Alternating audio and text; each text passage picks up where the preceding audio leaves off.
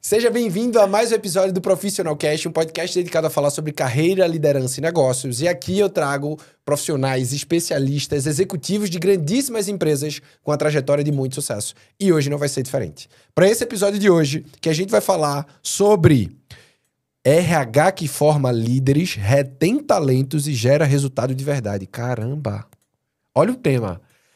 Para a gente conversar sobre isso, eu trouxe uma pessoa, Ana Brasil, CHRO da Fortebras, já passou por empresas como Hispânia Atacadista, Grupo Big, Raizen, Sky e Vivo.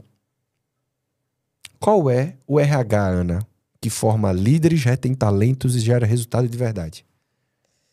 Primeiro, muito boa tarde, é um prazer estar aqui. Rodrigo, essa é uma pergunta instigante, né? Assim, como que a gente forma líderes e retém talentos? Esse é o desafio nosso hoje, quando a gente fala de RH. Sim. É da gente olhar para essa nossa turma, para o nosso time, entender quem são essas pessoas que são talentos. Sim. Então, o primeiro desafio é mapear. Como mapear essas pessoas? Como identificar que talentos são esses? Então, a gente já tem aí um desafio de cara, que é entender qual a metodologia que a gente vai usar, como que a gente vai identificar, a gente vai cruzar potencial com performance, a gente vai cruzar isso com os valores. Então, ter um modelo e um método para mapear esses talentos é super importante. E tem que ter um modelo que fale com a cultura e com o propósito da empresa. E, aliado a isso, é como eu vou fazer essas pessoas ficarem aqui. Verdade. Porque não adianta eu mapear, identificar e depois eu faço o quê com elas? Né? Então, a gente tem que ter um plano de carreira, de desenvolvimento, e saber fazer este plano de uma forma que ele se conecte com o que cada um tem de ambição de carreira. Sim. Então, os planos eles não vão ser os mesmos para todo mundo, mas no fim do dia a gente tem que entender o que é ambição, o que te move, e a gente como RH tem um papel importante de saber o que move as pessoas para a gente poder direcionar os planos de alguma forma conectados com esse desafio com que as pessoas buscam. Então, eu falo que o RH tem um desafio importante de primeiro mapear, ter aí um método para fazer isso com base nos valores, no propósito da empresa, mas também entender que valores e que propósitos individuais são esses e como que eu posso casar e convergir isso num caminho e numa direção única. Show de bola. Uma pergunta simples, mas polêmica. Toda empresa tem que ter um plano de carreira bem definido, sim ou não? Não. Em algumas carreiras mais operacionais, talvez isso faça mais sentido. Por exemplo, então, carreira operacional seria o quê? seria o quê? De uma área de logística, uma área onde eu tenho, de fato, ali uma trilha que faz sentido, tudo bem. Isso Entendi. é importante ter, isso pode gerar ali um maior nível de retenção. Dentro de uma loja, de uma operação de loja, eu tenho ali o vendedor 1, o vendedor 2, eu tenho ali algumas trilhas que podem ser importantes para o meu crescimento. Quando eu olho áreas mais corporativas, isso não existe mais, assim, falando de uma forma muito prática, isso não existe de uma forma estruturada. Claro que vai ter ali um plano de carreira, um plano de crescimento, cargos que você vai assumir, mas não como era antigamente, que você tinha empresas que em um ano, obrigatoriamente, você virava o próximo nível. Em 2 anos, obrigatoriamente, você virava. Isso, se puder acontecer, ótimo. Mas muitas vezes eu tenho que aliar isso a performance e orçamento.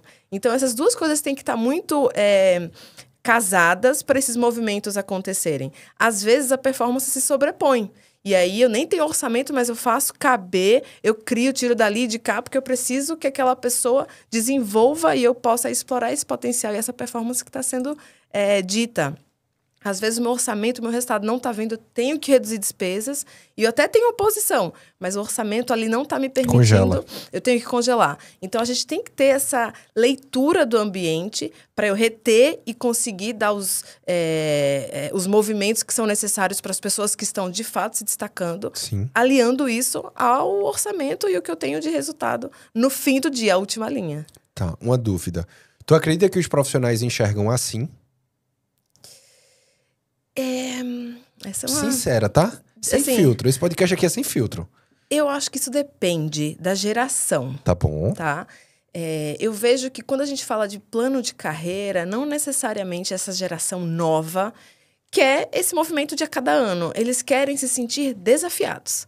Eles querem ter projetos novos, eles querem ter desafios que vão fazê-los sair da zona de conforto, aprender coisas novas, ter exposição, ter visibilidade.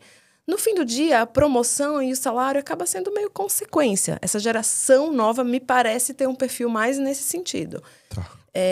Diferente de outras gerações que querem, sim, essa promoção, que querem o cargo, que querem, aos 30 anos eu já tenho que ser gerente, aos 40 eu já tenho que ser diretor. Então, tem uma geração que... Eu tinha isso. Você tinha isso? Eu tinha isso e isso me ajudou super. Aí eu tenho uma carreira de crescimento exponencial. Mas muito. Mas hoje você acha que isso, de fato, era o mais importante? Pra mim, na minha cabeça era o seguinte, o plano de carreira quem faz sou eu. Não é a empresa que vai me dar. Então, o meu plano de carreira sou eu que faço. 2, nem sempre... Eu sempre tinha uma visão de longo prazo. A minha cabeça sempre foi assim, de 5, 10 anos. Minha cabeça sempre funcionou assim. Daqui a 5 anos, onde eu quero estar? Quem são as pessoas que já chegaram lá? O que elas fizeram para chegar lá? Quais ações eu posso fazer? Quais são os passos que eu tenho que dar agora para eu antecipar essa conquista? E isso é super importante. Saber onde você quer chegar é a base para qualquer movimento. Sim. Sem dúvida. Só que, além disso, eu tinha uma execução e alinhamento de expectativa o tempo inteiro dentro da empresa. Você combinava esse jogo, você deixava claro chefe, para vem as cá. pessoas. O que é que tu valoriza? O que é que tu precisa que eu te entregue? Quais são as prioridades para os primeiros 90 dias aqui, por exemplo? O que é que eu preciso fazer para que você olhe para mim e fale, poxa, esse cara tá pronto para ser promovido? Era esse tipo de conversa que eu tinha com meu chefe desde os meus 14 anos. Mas eu não vejo essas conversas tão frequentes. É muito raro. Não é comum. Não é comum. As pessoas terem essas conversas com tanta transparência e pragmatismo. Gente, é isso, eu quero isso, eu tenho vontade Aí disso. sabe qual era a pergunta que eu terminava? Em quanto tempo eu te entregando isso, tu acredita que é possível eu ir pro próximo nível? Sabe o que era curioso? Nenhum chefe meu sabia responder. Mas eu deixava o meu posicionamento claro que eu queria crescer. Mas você concorda que ele não sabia muito em função disso? Porque eu dependo de posição, de Exato. orçamento. Então tem coisas que de fato o Exato. gestor não controla. Mas saber com clareza onde você quer chegar e que você tem uma ambição de crescimento, isso é super importante. Eu vou te fazer uma pergunta, Ana. Tu já passou por grandíssimas empresas. Com certeza liderou aí milhares e milhares de pessoas. Quantas pessoas chegaram pra tu pra ter uma conversa como essa? Poucas. Pouquíssimas, né? Por isso que eu tô te falando, isso não é comum, isso é raro. Mas isso é muito bom. Mas muitas vezes eu provoquei o time para fazer isso. Então, assim, vem cá, onde você quer chegar? E já tiveram pessoas do meu time que foram para a área de negócio, saíram do RH, porque elas queriam crescer. Dentro do RH, talvez elas já estivessem numa posição que... No topo ali No pra topo, elas. na estrutura e dentro do conhecimento de habilidade que ela tinha. Mas na área de negócio, ela poderia ser explorada. Ela poderia criar outras habilidades, ela poderia alçar novos voos, porque a trilha, inclusive, em outras áreas era maior. Sim. E isso é super bacana, mas eu abri esse espaço e entendo que a liderança, de uma maneira geral, tem esse papel. Porque nem Não todo é do mundo vai RH, ter eu a também tua penso assim. coragem. Não é do RH, Não é do RH. da liderança. Exato. É do RH provocar a liderança para Perfeito. fazer isso. Preparar talvez a liderança para isso. Preparar. Legal. E talvez também, Rodrigo, abrir uma agenda e um ciclo que permita isso. Porque muitas vezes a liderança... não tem coragem, não tem espaço, não tem uma agenda, tô muito... Cara, mas tem um ciclo. Estamos na etapa do ciclo de conversa de desenvolvimento. Estamos na etapa do ciclo de feedback. Então, a gente vai criando... Estimulando e implementando uma cultura que permite essa conversa. Porque muitos líderes não conseguem, têm dificuldades mesmo de fazer isso. Então, quando a gente cria um roteiro, um guia e uma agenda específica para isso, no ciclo de talentos da empresa, a gente promove esse tipo de conversa e de diálogo. Acabei de tomar uma decisão aqui. Tô falando sério, tô anotando. Acabei de tomar uma decisão. Sabe por quê? A minha base é uma base que ela vem de marketing, vem de vendas, muita gente que eu liderei, tudo isso. Mas o ponto que tu me trouxe agora me deu uma sacada, que eu falei o seguinte, eu tenho um calendário de marketing. Eu tenho que ter um fato novo na minha empresa todo mês. Então, por exemplo, nesse mês eu lancei o meu segundo livro, nesse mês eu tô fazendo um evento gigante aqui em Alphaville, São Paulo, com participação de OJ. No mês que vem, eu já tenho uma outra ação. E eu já tenho meu calendário de marketing. E meu calendário de venda, eu tenho projeção até 2030. E tu me trouxe a sacada. Eu também preciso ter um calendário de RH. De gente. Eu também preciso ter isso. Que é exatamente a visão de estímulo. Eu tenho uma reunião, que é um ritual, de a gente ter uma reunião de cultura todos os meses. Mas o calendário... Caramba, excelente, Ana. Anotei, vou fazer. Mas isso é importante. Gostei. Você concorda que nem todo mundo tem essa essência Quase de fazer ninguém. isso? Quase ninguém. E eu não falo, isso que você disse, não é o papel do RH, e não é mesmo. O RH não vai fazer isso. Já tiveram algumas empresas por onde eu passei que, em alguns momentos, quando eu encontrava a liderança não fazendo, o RH ia lá e fazia. Sim. Eu não vou resolver se eu for lá e fizer. Eu vou resolver, às vezes, se eu fizer junto, ensinando. E eu vou saindo. E o cara vai fazendo. Verdade. Mas se eu faço por ele, eu não consigo ensinar esse líder a fazer isso. Tá. De tudo que tu já viu de RH, quais são as melhores estratégias de retenção de bons talentos? Quando a gente tem uma cultura que está muito alinhada aos propósitos, né? Entender os propósitos das pessoas e ter uma cultura que está alinhada a isso, eu entendo que a gente tem um ambiente mais propício para as pessoas ficarem. Tá bom. Quando a gente tem uma cultura que permite uma escuta ativa, onde você genuinamente escuta as pessoas e considera o que elas falam e pensam, eu entendo que você tem um ambiente mais propício às pessoas ficarem. E quando você tem uma liderança que, de fato, é próxima, que se preocupa genuinamente com as pessoas, não aquela preocupação de oi, bom dia, tudo bem, mas tudo bem mesmo, como é que tá o seu filho, sabe? Tem uma preocupação genuína com as pessoas. E permite que essas pessoas sejam elas mesmas, que essas pessoas tragam ideias, tentem, errem, assumam que erraram, redirecionem rápido. Eu entendo que esse tipo de ambiente permite com que as pessoas fiquem mais. E, além disso, as pessoas se sentem parte, se sentem orgulhosas de estarem ali.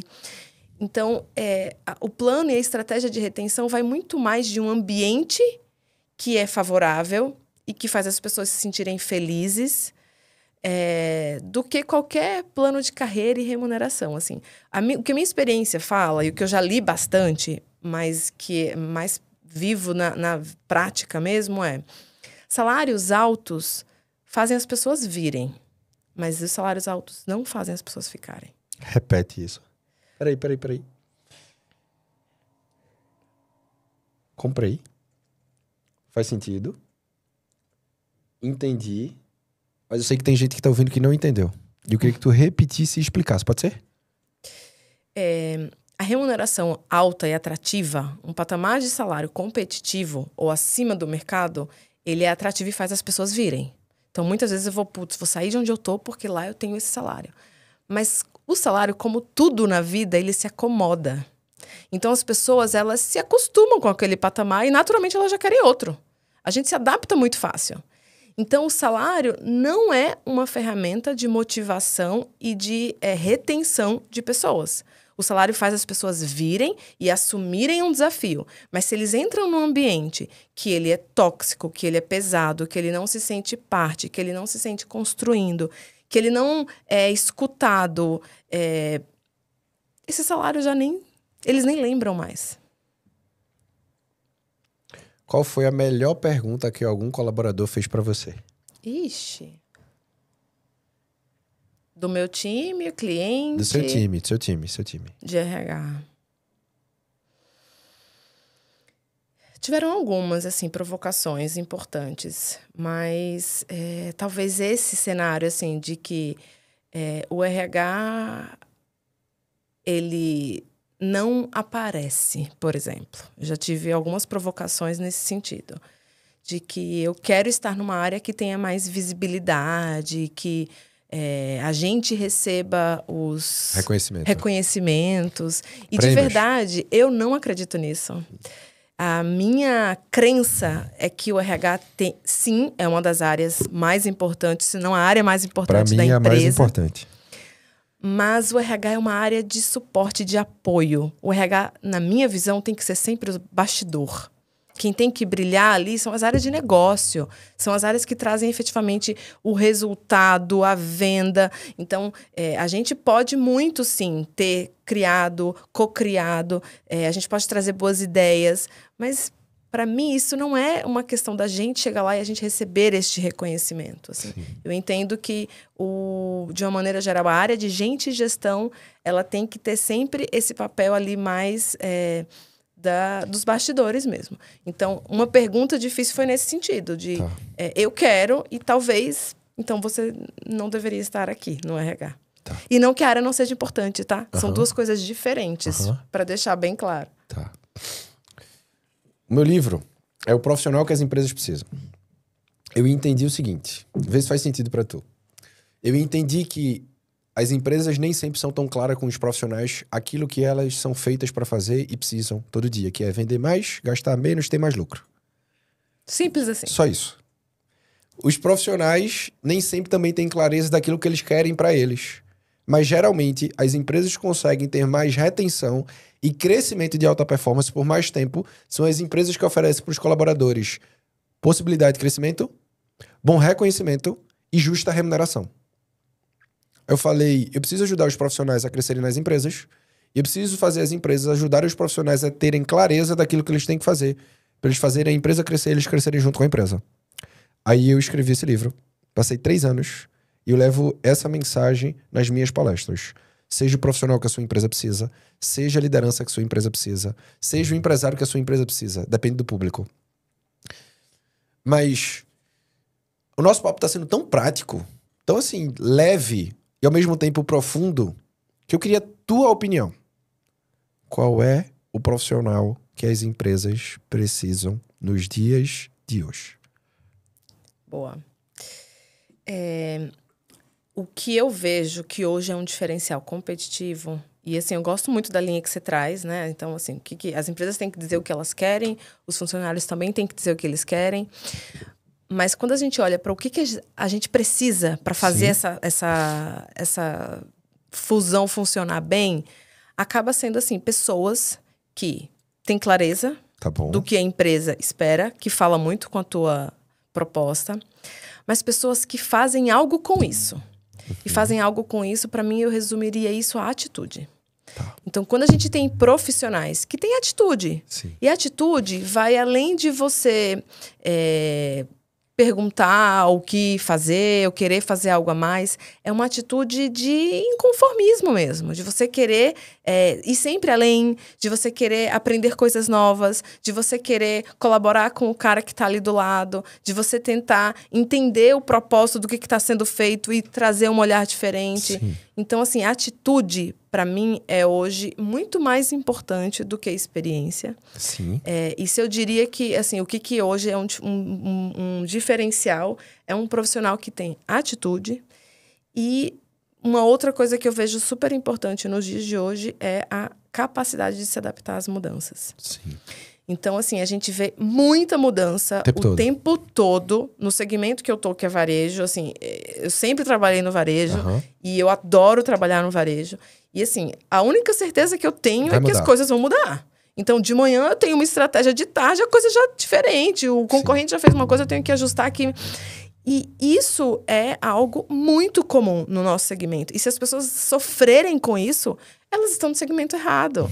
Então, isso para o varejo. Para os outros segmentos, dado o nosso dinamismo, da nossa economia, do que tem acontecido com o nosso país e tudo assim, a gente de fato precisa ter pessoas que se adaptem às mudanças. Sim. Em alguns segmentos essa mudança vai ser maior, em alguns segmentos essa mudança vai ser menor. Sim. Mas ela vai sempre acontecer. E quando a gente tem pessoas que conseguem se adaptar sem sofrer, eu entendo que isso é um diferencial e que eu particularmente valorizo muito. Então, ter atitude de dono, atitude questionadora, atitude de você ir além e ter uma capacidade de adaptação importante sem sofrimento. Total. É legal porque essa semana, uma das palestras que eu fiz, perguntei pro meu time, né? Ela tá aqui assistindo. A gente ia entrar na palestra e sempre que eu vou na palestra ela vai comigo. Eu falei o seguinte, tu tá nervosa pra palestra? Porque é um momento diferente. Palestra pra mim não é simplesmente eu vou ali levar uma mensagem. Não. Eu tenho que ir ali e gerar uma transformação, que essa transformação vai gerar um resultado. Perfeito. Palestra pra mim é isso. Eu não vou ali levar uma mensagem. Não. Isso daqui eu faço conteúdo. Palestra eu vou gerar uma transformação, que essa transformação vai gerar um novo resultado. E ela falou, não. Eu falei, por que tu não tá nervosa? Ela falou, porque eu já me acostumei. E ela falou, era pra eu estar nervosa? Eu disse, não. Era pra você olhar pra isso com naturalidade mesmo. Por quê? Se você vai fazer aquilo todo dia e você sofre fazendo aquilo, poxa, não vai rolar. Vai chegar um momento que vai bater a estafa ali. E não vai ser legal. Não vai ser legal. Pra ninguém. E eu falo muito, né? Eu aprendi isso com o Joel. E meu mentor, ele falou o seguinte, ó. A gente tem que buscar no nosso time pessoas com 4 características principais. Primeiro, leais, que é daqui pra fora defende e daqui pra dentro rasga o verbo. Perfeito. Que é rasga o verbo. Isso tá errado, isso não foi legal. Chefe, vamos ajustar. Não tem problema nenhum. Mas só um parênteses nisso. Tem que ter um ambiente que permite Exato, rasgar o verbo. Exato. Tem que ouvir, entender, debater, falar, pô, errei, desculpa. Tu tem razão. Então esse aqui é o primeiro ponto. 2, pessoas com ambição. Ambição de quê? De crescer na vida. Ambição de realizar sonho. 3, que sejam treináveis. Por quê? Vai mudar. O que ela faz hoje não é o que ela vai fazer ano que vem. Se ela não tiver essa capacidade de ser treinável, ela não vai conseguir chegar lá. E o quarto ponto que pra mim se conecta com o que você falou, que é iniciativa. Eu falo muito, seja a solução para a sua posição e você vai crescer na organização. Ponto. E de verdade, isso deveria ser mais simples do que às vezes as pessoas Mas é acham simples, que são, Ana. que é. Porque assim, se você pensa que, e eu escuto isso, infelizmente ainda hoje, isso não é meu papel. Gente, mas é fazendo só o seu papel que você de fato não vai sair deste papel. Exatamente. Mas se você fizer o papel que não é seu, Não é óbvio? você vai sair do seu papel. É óbvio. Você não adianta só... Eu falo, se você entrega tudo que a tua posição pede, parabéns. Você tá compatível com ela. Você está fazendo jus ao que você recebe ao final de um mês. Exato. E o ponto é que, assim, de maneira prática, eu queria fechar esse episódio de um jeito muito prático. Primeiro, qual é o teu superpoder? Tu já parou pra pensar? Tu fala o seguinte, ó, na minha trajetória já passei por tantos lugares, consegui esse crescimento exponencial. Chegar numa posição dessa a nível nacional, você sabe que é pra pouca gente. Pra pouca gente. Não é fácil. Se tu olhasse pra trás, olhasse pra hoje, tivesse um espelho olhando assim, Ana, qual foi o seu superpoder? Ou qual é o seu superpoder? Qual seria? Tá? Eu não gosto muito de olhar essa coisa do superpoder, tá? Assim, eu acho que todos nós temos pontos, né, de, enfim, de destaque, pontos de desenvolvimento, mas uma coisa que eu particularmente acho que eu faço bem e que é importante para a função que eu faço é essa coisa de conectar os pontos. Legal. Sabe? Num ambiente corporativo, num ambiente de política, de jogo de cintura, você sair um pouco ali da árvore, você ir para a floresta e costurar isso é um diferencial importante. Na tua área, principalmente. E isso, de fato, faz diferença. Faz mesmo. Quando você entra num board onde essas coisas não são bem amarradas, isso pode ter impactos importantes entre as relações e, naturalmente, isso desce para o time. Isso desce para a empresa. Então, fazer isso não olhando exclusivamente o ambiente de gente e gestão, mas olhando as dinâmicas de relações. Entendendo um pouco do perfil de cada um, depois indo lá e falando, cara, vai lá e conversa isso, puxa ali. Isso é algo que eu vejo que faz muita diferença. Legal. E que em alguns lugares onde eu entrei, isso não existia. E assim, nossa, isso fez a gente... deixou tua marca ali. Isso fez a gente ter uma dinâmica de funcionamento diferente. Legal. E se tu tivesse que deixar uma única mensagem com toda essa tua bagagem profissional, essa mensagem seria lida por todos os profissionais de grandes empresas no Brasil e no mundo. E essa é uma frase que tu tem que deixar, que essas pessoas vão ler, vão pensar e elas vão agir com esse ponto. Qual seria essa frase? Só pergunta fácil, né? Nossa. Vamos lá. Uma frase.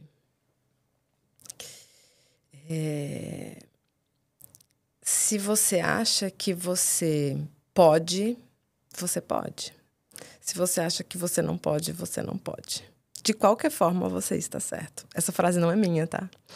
Mas eu acredito muito nela. Porque a nossa mente e a nossa crença têm um poder absurdo.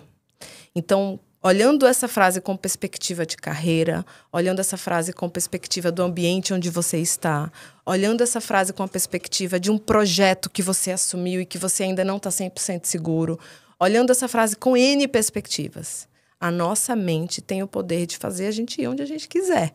Mas a gente precisa acreditar. Assino completamente embaixo.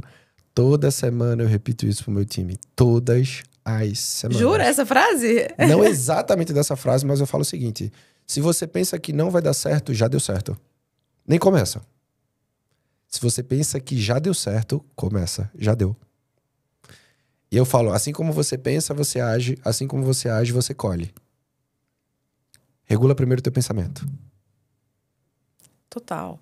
É igual você fazer uma maratona, você fazer algum exercício, algumas provas, assim, eu não sei o quanto você... Mas assim, cara, é muito cabeça. É Eu sou muito maratonista, mente. tá? Você é? Olha aí Sou. que legal.